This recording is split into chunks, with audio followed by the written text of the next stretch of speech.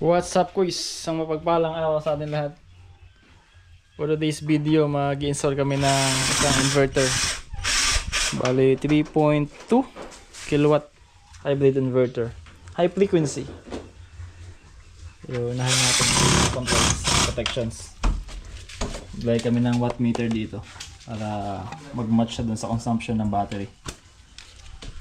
Ito nga pala yung ating pinakamalaking inverter. Anern. Ang gusto ko dito sa Anern na to ay ito.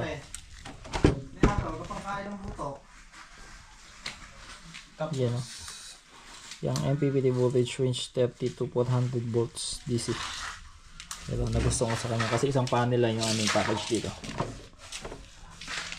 Isang 630 watts 44 volts steel. So pasok na tayo sa 30. Ito ang ating battery, ganito siya kalaki. Ang prism na nga eh.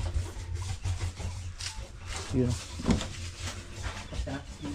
Akala ko ito ay ano eh, Dongjin King Phone pala.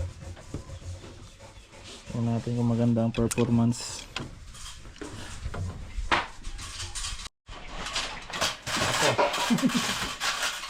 Anern natin. Anern.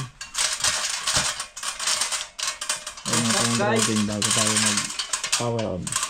Power up! Power up! Charging? Kaya mahina ang charging.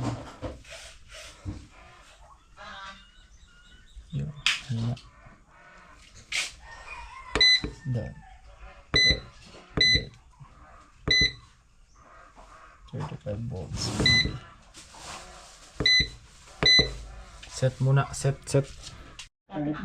Pag-test na tayo ng ating setup, 3 kilowatt. Total off grid, wala pa silang kuryente.